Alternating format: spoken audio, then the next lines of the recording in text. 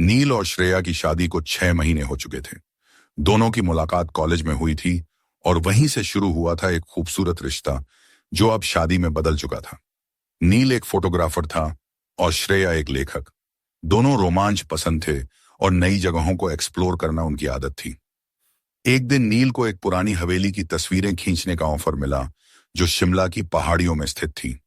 उस हवेली का नाम था राजविलास हाउस। कहा जाता था कि यह हवेली 100 साल पुरानी है और वहां कुछ अजीब घटनाएं घटती रहती हैं। गांव वाले उसे शापित हवेली कहते थे।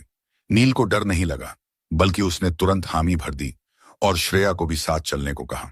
श्रेया को थोड़ा डर लगा, लेकिन नील की आंखों में उत्साह देखकर वो भी तैयार हो गई।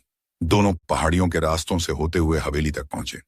हवेली बहुत बड़ी थी, लेकिन एक रहस्यमयी सन्नाटा था वहां। पहली रात ही हवेली में कुछ अजीब घटित हुआ।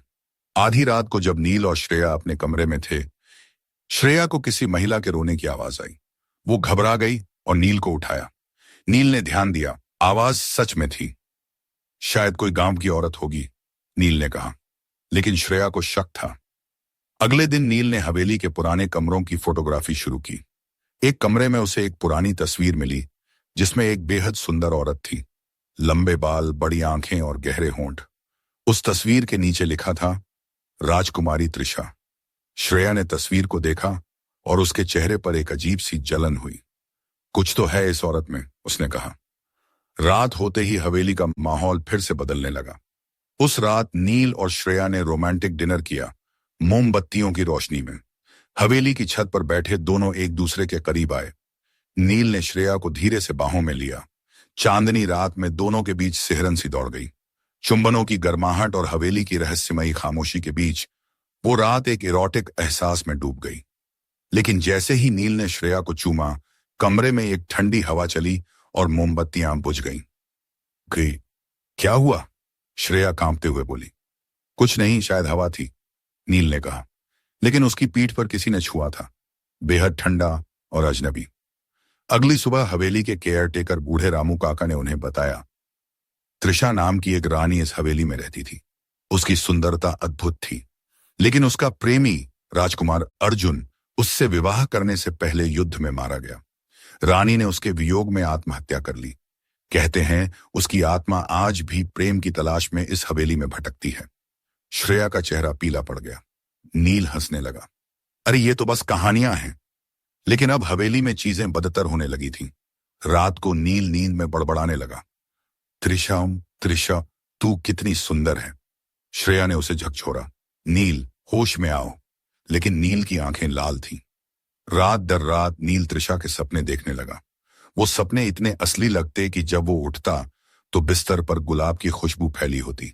श्रेया को अब डर लगने लगा था कि नील के शरीर पर धीरे धीरे किसी और का कब्जा हो रहा है। एक रात नील अकेले एक कमरे में चला गया। वहां उसे त्रिशा दिखाई दी, वही औरत जो तस्वीर में थी। त्रिशा ने लाल रंग की साड़ी पहन रखी थी। उसका चेहरा रोशनी में चमक रहा था। उसने नील को अपनी ओर खींचा, उसके होठों पर अपने कोमल होंठ रख दिए। नील को सब कुछ स्वप्न जैसा लगा। त्रिशा के गालों की गर्मी, उसकी सांसों की सर्दी और उसकी कोमल उंगलियों का स्पर्श। वो धीरे धीरे नील के शरीर को अपनी ओर खींच रही थी। वो प्रेम नहीं, वासना का सम्मोहन था। उसी समय श्रेया कमरे में आई और देखा, नील हवा में एक अदृश्य शरीर के साथ आलिंगन कर रहा था। नील, उसने चिल्लाकर आवाज दी। त्रिशा की आत्मा गुस्से से चीखी और गायब हो गई। नील बेहोश होकर गिर पड़ा। श्रेया ने उस रात एक निर्णय लिया, या तो वो नील को त्रिशा से छुड़ाएगी या फिर सब खत्म हो जाएगा। उसने पुरानी किताबों और केयरटेकर से बात करके एक प्राचीन पूजा का तरीका खोजा।